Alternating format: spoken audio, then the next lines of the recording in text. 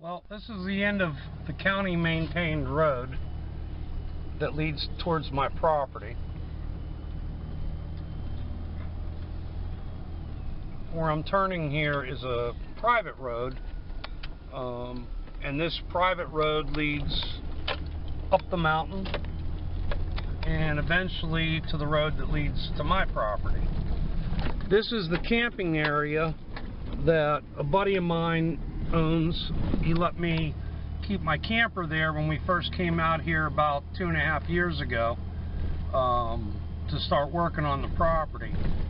And it's kind of nice because he has built an infiltration well, and there's actually electric there, and all he charged me was my electric usage. Let me keep my camper there for over a year. It was really nice. He's a really good guy.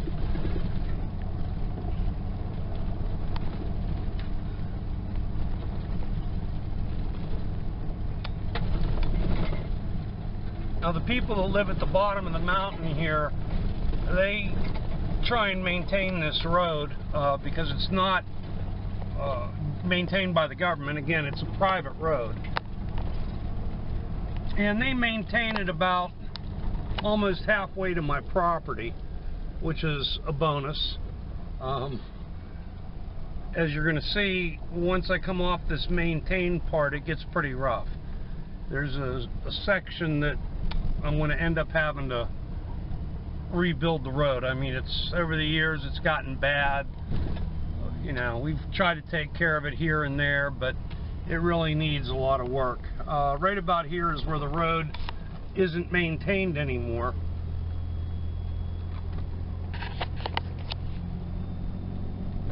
And because of the way the roads were cut on this mountain, the fact that the roads have not been maintained really by anybody for, wow, over 40 years, the runoff off the mountain tends to chew away at the road.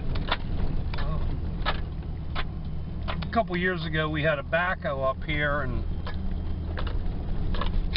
we had dug out the ditches on the side of this road to help with some of the runoff, but it just fills in pretty quick. Until this road gets rebuilt, recrowned, it's just going to continue to deteriorate. Now, I don't know why somebody would do this, but 3 or 4 years ago somebody came up here and built a house. I mean, a regular house. And my understanding is the people that own it lived in it over the winter and then decided they weren't going to live here anymore, and it's just been sitting here ever since. That's the house. And nothing's been done, and nobody's lived there, and you know, as far as I can tell, they don't even really maintain the property, which is a real shame. The guy tried to sell it for about 160 grand and had no luck. This is the end of where the power comes up the mountain, the electric. From this point forward on my road, there's no utilities, there's no power lines, nothing. And that's why I'm going to be building off-grid up here. The electric company told me that for $30,000 they'd bring poles to my property, and you know, I told them for less than half that price I can generate my own electric and not pay a bill. And you know, could they come up with a better price? And they basically said no, and I was like, well, screw you then, I'll just build my own damn electric system with solar. Now, this road here is not in too bad a shape. It's maintained itself fairly well because we're running parallel with the mountain. Now, further down, it had gotten a little bad. The last time I had a backhoe up here, starting from this point on down to my property, we basically cleaned up the road quite a bit. We put some trenches in to help with the runoff. Down here you're going to see 2 rocks. There's a rock there that's white, and another rock over here, and those are the end points of a culvert we put under the road. This is like the low spot in this section of the road. But the ditch that we dug on the left, again, you can see it's starting to fill in already. But the road's manageable. I've got a four-wheel drive truck. I brought my car up here, just regular car, you know, in the summer when everything's nice and dry. And it's not a problem. We're coming up on my property down here.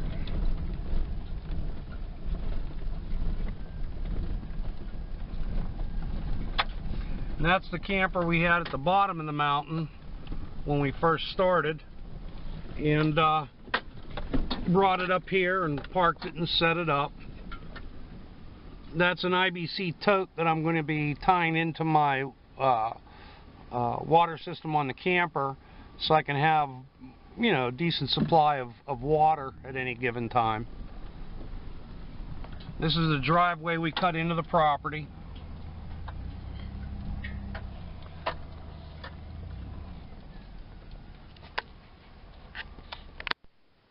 Well, I got some free stuff off Craigslist. These pressure treated 2x4s, they're all approximately 2 foot long. And that stack there also. And the guy also threw in 4x4 pressure treated 8 foot. And I measured it up, and I think I've got enough of the 2x4 2-footers to be able to build a 30-foot walkway from the deck that I've built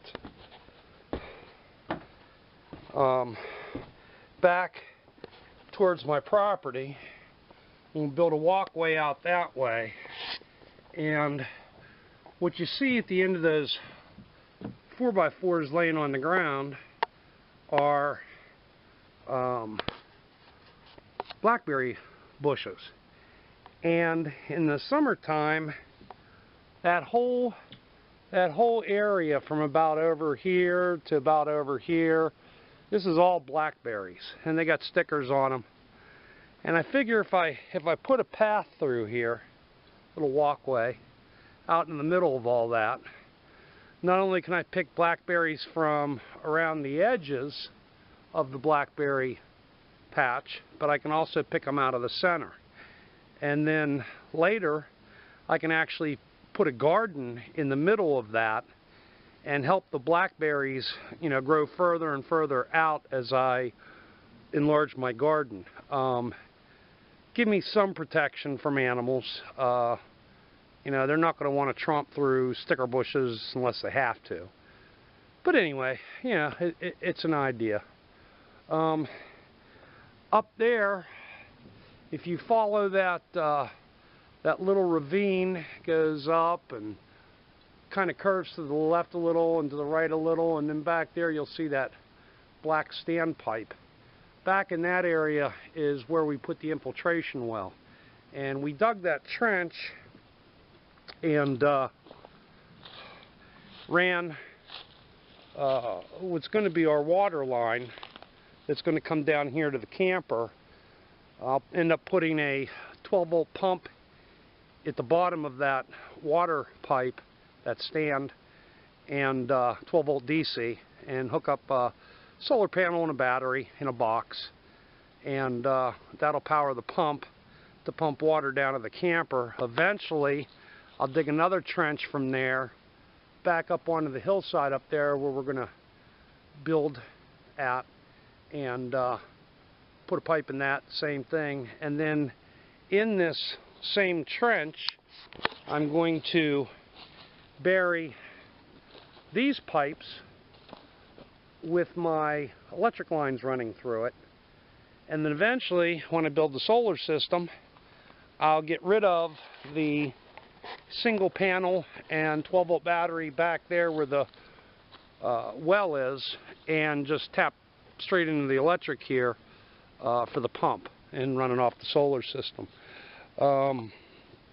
This area here of the deck that's unfinished, I'm going to be putting in 8 foot wide and 10 foot coming back this way, a battery shed, 8 foot by 10 foot, and it'll be for everything for the solar system. I'll keep the charge controller in there, my backup generator, all the electronics and batteries for the solar system will go in this shed right here, and it'll butt right up against the deck.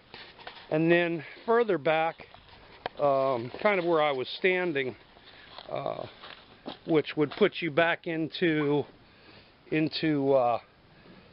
this area right here, right about where the trench ends, is going to be a rack that starts right about here and will run all the way over to about here and up in the air, and it'll hold the solar panels.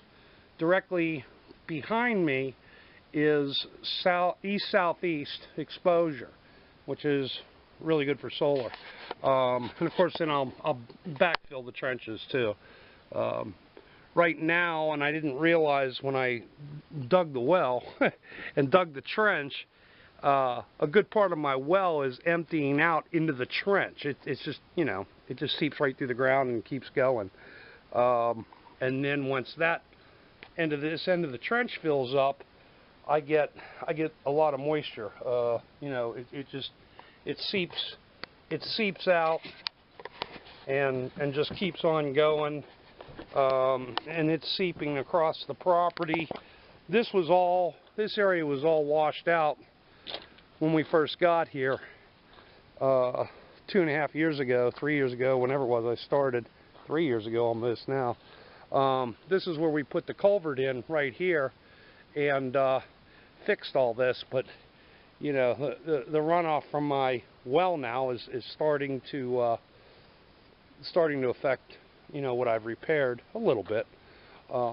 But that, again, that's part of the project this summer, getting all the pipes and wire and all that done and getting that trench filled in, and that'll solve the leakage problem.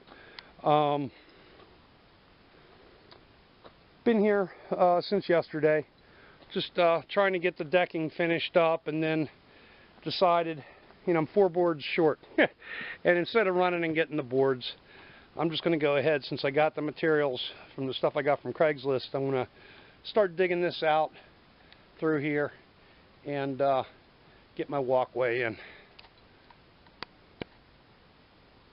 Well, this day has been off and on rain all day. I'm digging out the area where I'm going to put my walkway into the blackberry patch, and I've got about a foot to go, and it's just all mud. Every time the rain starts, I jump back up on the deck. I got the canopy out on the camper, so it's pretty dry up here, but it gives me a chance to take a break. But it's just off and on rain all day. Once I get the first 16 foot dug out, I'll take some of the rocks and I'll start using them as supports. I'll place them down into the mud and use them as supports for the 4x4s for the decking. I don't know if I have enough time today to actually start doing any decking. We'll see.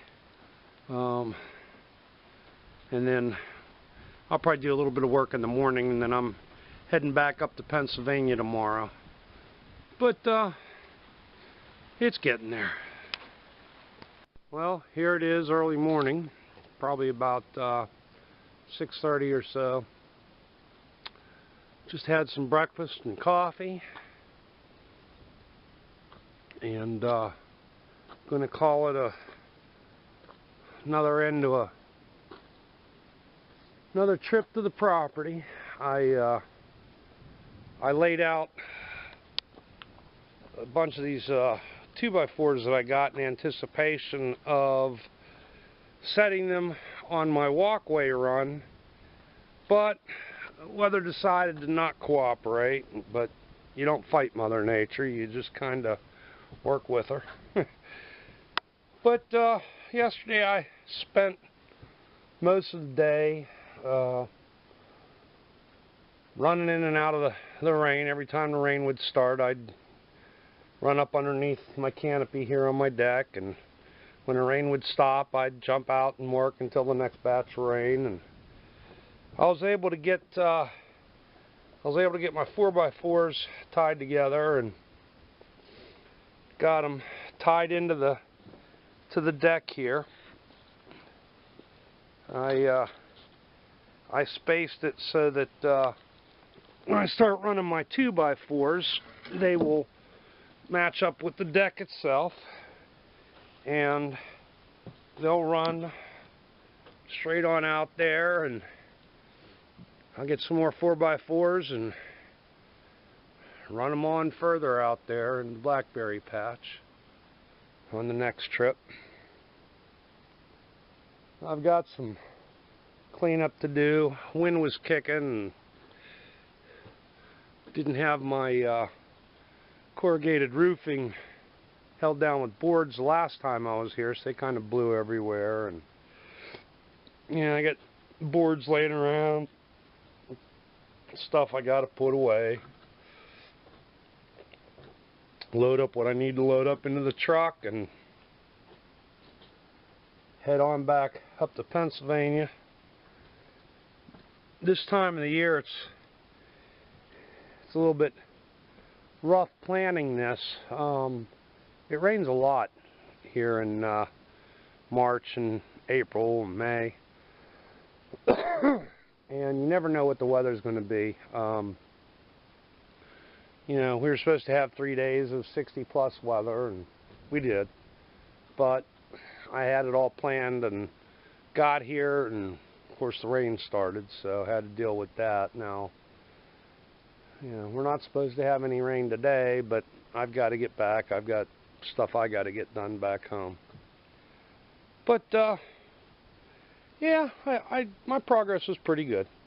I did all right for this trip. Talk to you guys later.